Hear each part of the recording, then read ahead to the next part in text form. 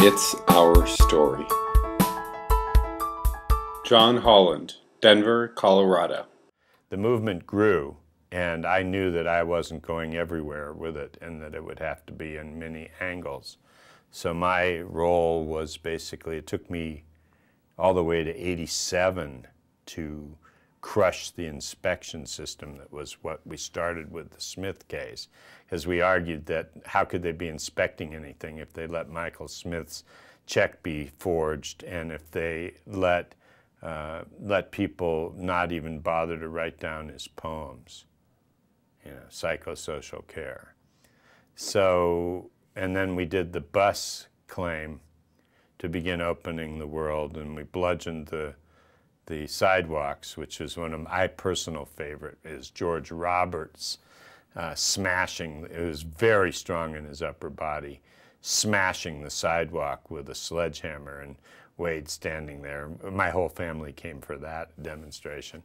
And we were arrested, of course, and I wasn't because I was the caretaker for, you know, you can't arrest the lawyer, generally speaking.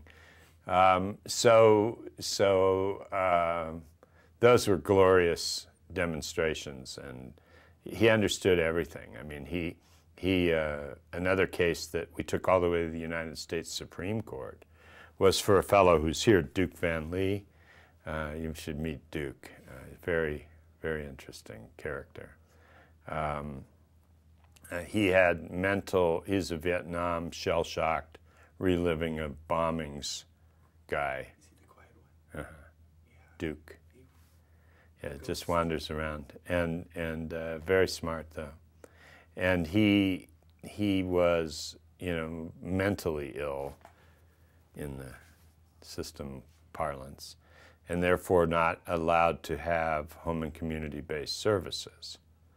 So Wade and I discussed that case, and we decided that we would start a class action on behalf of all mentally ill people who, but for having the wrong kind of disability, were otherwise eligible for home and community-based services.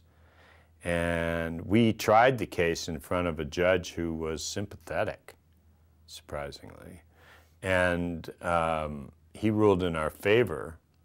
I put Wade up to testify, I don't remember why, but just to talk about the revolving door. I think that's what we concocted. We called it the revolving door syndrome of you would take somebody, you would admit them to a hospital because they destabilized, chronically mentally ill, often homeless mentally ill. They destabilized, and so they go into the hospital and they get their pound of treatment, and then they'd be discharged to nothing. No medication monitoring, no assistance with daily living activities, making sure they're paying attention to basics, and nothing.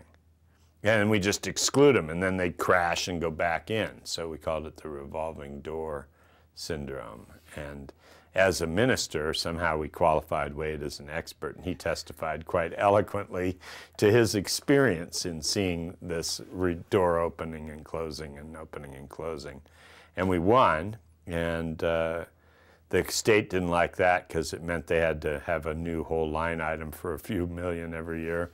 And so they appealed to the Supreme Court, and then those boys, they ruled against us 5-2, which seemed a little harsh. But in their work, to their horror subsequently, they had cited a case that had been overruled by the Civil Rights Amendments of 1991, which basically restored a long line of the abusive decision-making by Rehnquist, and now touted as an American social hero, but to me, a person with no understanding of the purpose of the country, beyond the idea that he would impose his own view.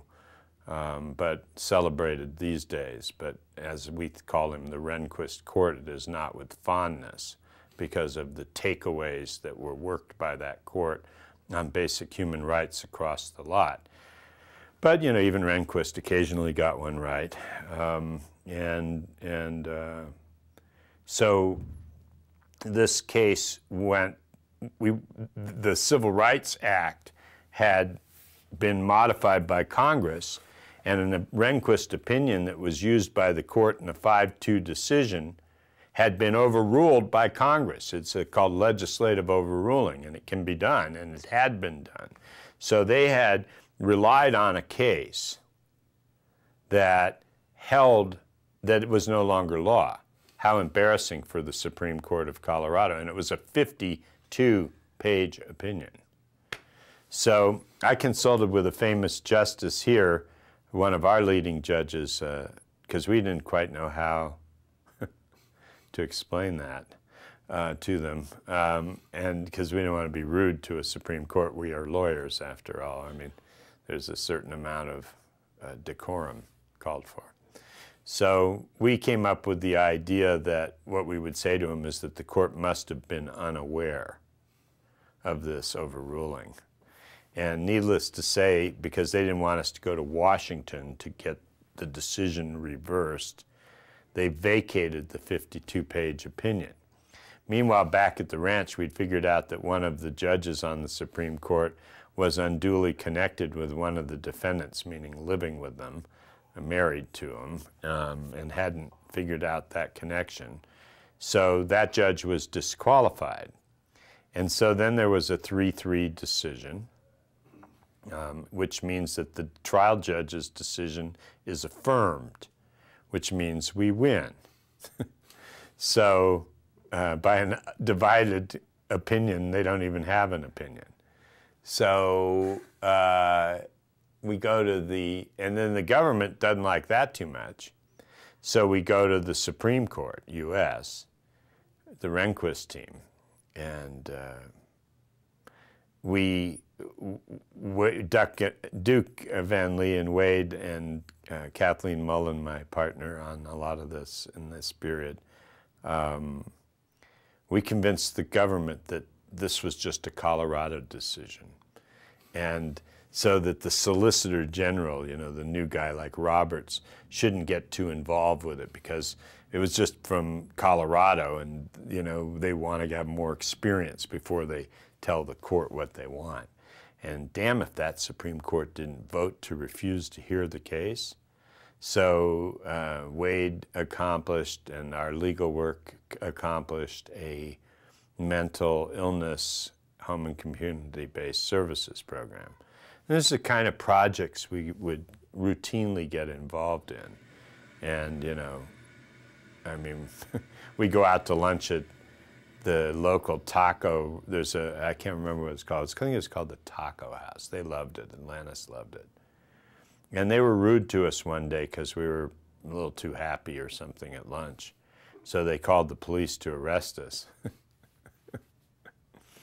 So we had an immediate demonstration about the fact that you had to jerk the chair over a step to get in, and sued them. It was one of the first suits ever, I think, for access against private business, pre-ADA.